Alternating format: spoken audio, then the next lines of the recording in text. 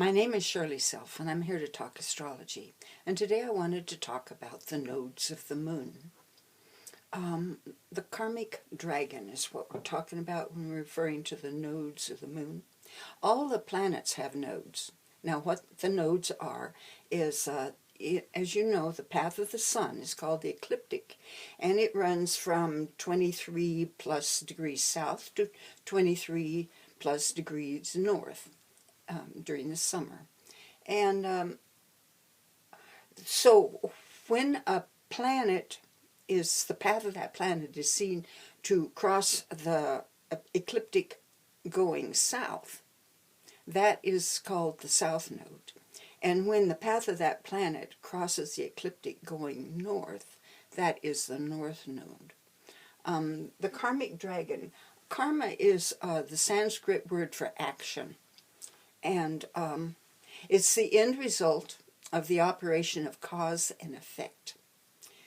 Bad karma is due to lack of spiritual qualities. It's what it's all about, is to use your spiritual powers to empower your brain and your heart, your physical presence, your mind, and that's the purpose. Is to fully own our spiritual potential. So the nodes, the moon's nodes are what we refer to in the Demogorgon, the karmic dragon. This refers to the moon's nodes. The south node is the tail. It's the cauda draconis, the tail of the dragon. The north node is the caput draconis, the head of the dragon. And this dragon we see has 3 heads. Well, I'll get to it in a minute. So what's happening here is that the south node is the understanding you've got from action that you took in past lives. So and the north node is the actions you need to take virtually to come into balance. The head is growing consciousness by consuming and coming to understanding about the events of the past. Are you following that? And that is a lot of what we have to do after death, is the events of that lifetime that you just had must be digested, brought to understanding, become part of consciousness. And this guy here is, you know, the picture of what we're trying to do, is to build our own unique consciousness, our own unique perspective that is a gift to the edifice of human consciousness. So, our own philosopher's stone. Anyway, so the ascending node of the moon is called, in India is called Rahu, and the descending node is called Ketu. The Indians look at it a lot different. I always looked at the north node as the blessed refuge. That's where you ought to go when you get cornered like a rat. Do not retreat to the south node. It's already turned into a buffalo wallow. Go to the north node where your progress, your education lies, coming into balance, the north node. But the Indians look at, Indian astrologers look at it as, they're both problematical. Be careful, be careful. And I'm beginning to understand what they mean by that, and I'll get to that in a minute. Okay, the nodes regress for about 3 minutes per day. They're going backwards. Now, there are times when the nodes, for a short period of time, usually a very short period of time, go forward. The rest of the time they're retrograding. And those times when the nodes are going forward, the people that have direct nodes will find kind of hiccups in their life, and times when nothing seems to progress. Anyway, I'm not too sure how, I've not been able to see that myself. That's just the rumor that I've read. So anyway, the complete cycle of the nodes, and remember they're going retrograde, is 18 plus years. Then you'll have a node return. At 9 years plus, you will have a node reversal.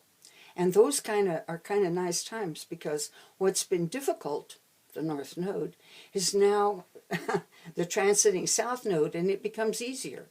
And what has been your refuge becomes a little more problematical, because its nature has switched a little bit.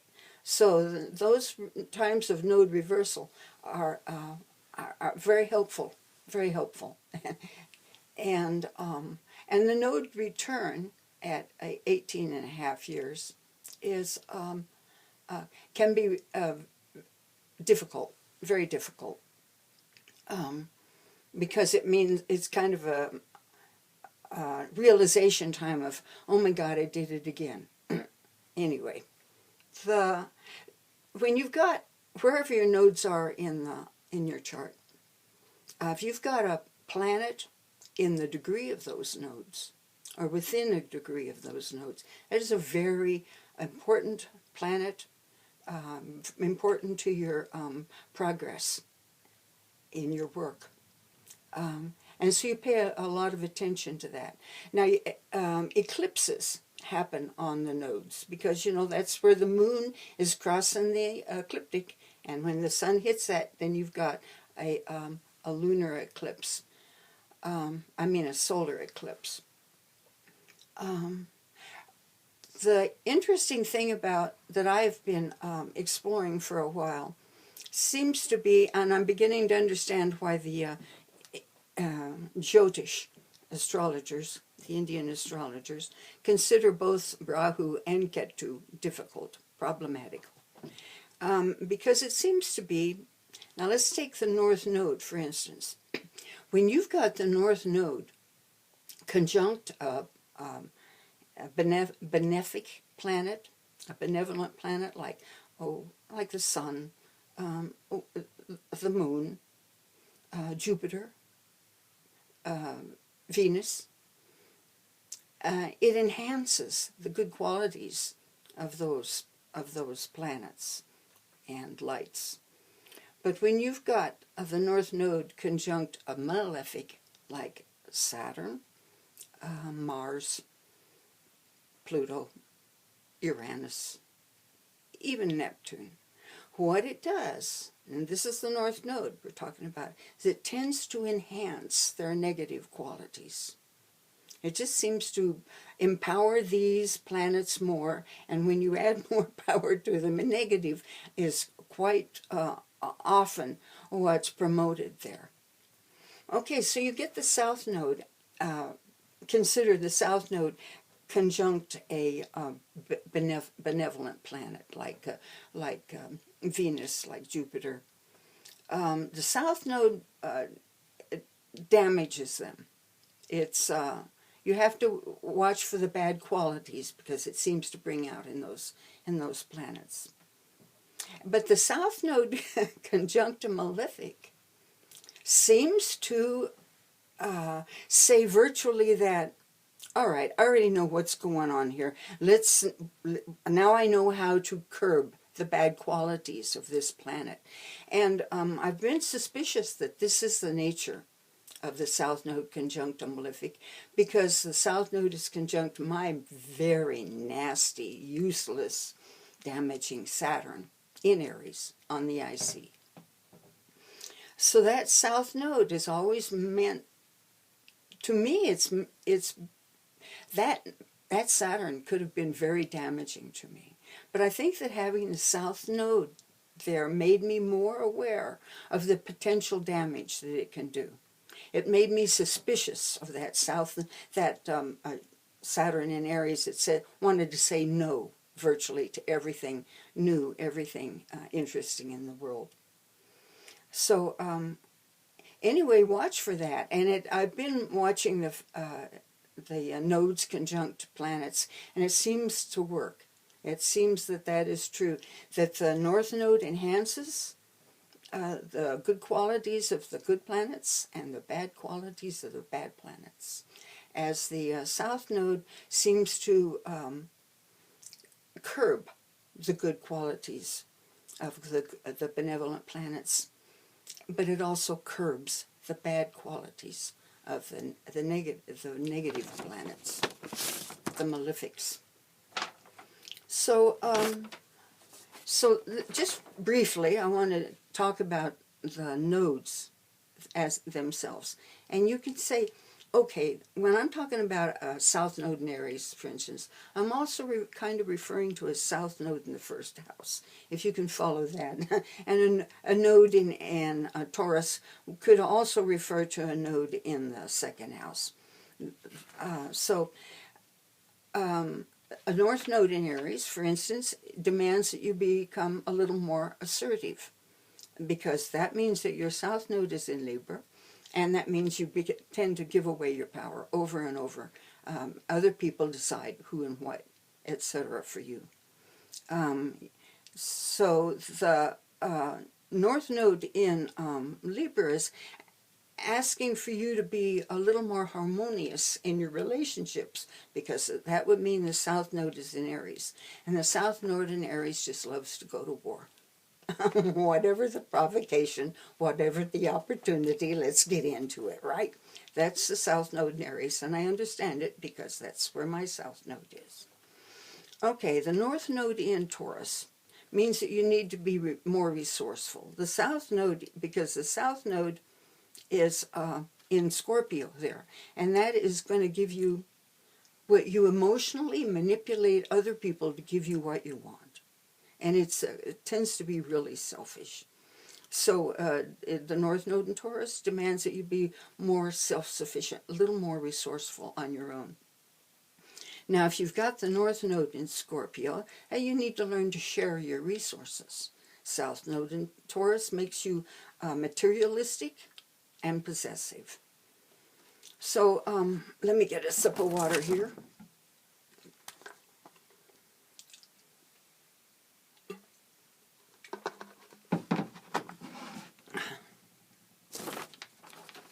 Okay, we've come to Gemini.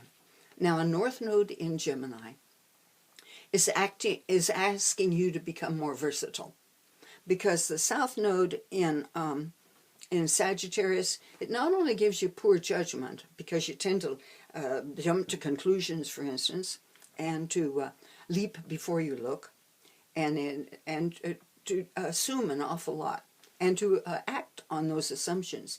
But the North Node in Gemini wants you to be a little more observant and check out your facts and be a little more versatile. Now, the North Node in Sagittarius wants you to develop a little faith, because the South Node in Gemini has just turned you into an information junkie, and a fairly superficial one at that. The North Node in Cancer, that means you should learn to nurture other people. That means that you've got the South Node in Capricorn, which is kind of a selfish ambition, and a real authoritarian. The North Node in Capricorn asks you to take control, to be an authority, because then your South Node is in Cancer, and you tend to be acquisitive and selfish and insecure. The North Node in Leo is asking you to be a leader, demanding of you that you, wherever your sun is, that to use those solar qualities and to become a leader in those qualities. But so the South Node in Aquarius turns you into kind of alienated, definitely an intellectual snob, but often just can't seem to fit in. So the North Node, but the North Node in Aquarius demands that you step out of the center of attention here, develop a little bit of objectivity, because if the South Node is in Leo, you're egotistical, demanding that you be the center of attention, and you tend to misuse that solar power. Now, the North Node in Virgo wants you to be of service to humanity, to take up a job that actually makes a difference in the world, that makes it cleaner, healthier, happier.